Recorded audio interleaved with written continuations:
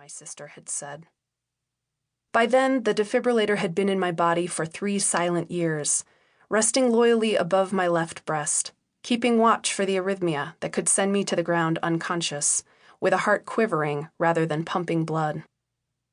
Now, on a crisp November night in Tucson, Arizona, I dropped to my knees in time for the second shock. What if it doesn't stop? I knew something was wrong, either with my device or with my body, but probably my ICD. If it was an arrhythmia, I should have been collapsed, unconscious. Not sharp and alive like this, staring at the backs of houses at the edge of the field, their kitchen lights spilling dully out the windows as I screamed. "Call 911!" A third shock. "You can either scream or breathe," a voice inside me said, and I began to pull in air, cold, heavy breaths, the way I'd learned to breathe into pain in yoga. I am either alive or dead, and I choose which. The device did not fire again. "Can I get someone behind me?" I called out. "I don't trust myself not to fall." Someone cupped my back immediately, supported me to the ground, and the sky came into view.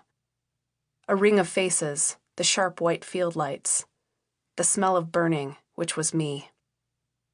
There is a kind of dream state that settles over the body in these moments, a clarity that rarely visits us when our lives are busy unfolding. For lying on my back, looking at the stars, a question lodged itself in my brain, a wild constellation of if-then statements.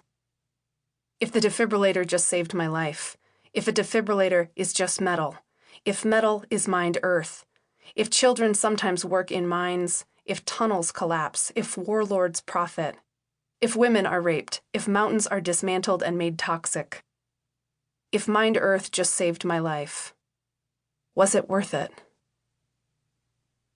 The thin branched burns that uncoil from the heads and necks of lightning strike victims are sometimes called lightning flowers. Fern-like, following the patterns of rain or sweat, they are rose-colored lightning bolts frozen onto the body, as beautiful as they are terrible. I will never know what my insides looked like after 2,000 volts, if my tissue erupted into lightning flowers of the body cavity, a sudden bloom. What I do know is that the night I took 3 shocks to the heart, I was marked, called into the world in a way I could not turn away from.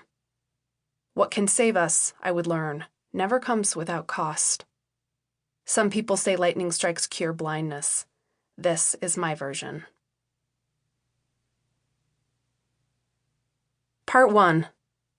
The Revealing. Causa Finalis. Chapter 1. Boulder, Colorado, 2007. The first time my younger sister passed out, she was 18, just beginning her freshman year of college at the University of Colorado in Boulder. One hungover morning in her dorm room in the fall of 2007, her phone rang, and she muted the call. She was sliding the phone back underneath her pillow when she blacked out and tumbled off the bed. When she woke, everything was blurry, dreamlike, her fan loud and big as a train. Christine's roommate found her crumpled on the dorm room floor and raced for the resident assistant, who called 911. At the hospital, doctors checked her blood sugar, took a CT scan to look for epilepsy. Nothing was conclusive, so as the months ticked quietly on, football games and classes, mountain hikes and parties, her strange fall out of bed receded from view. Then in December, just days before finals, it happened again. This time her roommate's phone went off and she fell back into her pillow. When Christine came to, she called our parents in the Chicago suburbs, who began setting appointments for her over winter break. She would, after all, be home in just a few days. Instead, my sister, by then 19, spent those few days going into cardiac arrest over and over. First in the campus health center, then in the hospital, where a nurse noticed an abnormality in her heartbeat that pointed toward a dangerous genetic condition. The first time my parents received a call from a cardiologist named Dr. Samir Oza at Boulder Community Hospital, he told them he could not release their daughter until she had a cardioverter defibrillator implanted. Christine had a rare arrhythmia, he told them, one that seemed to be activating cardiac arrest.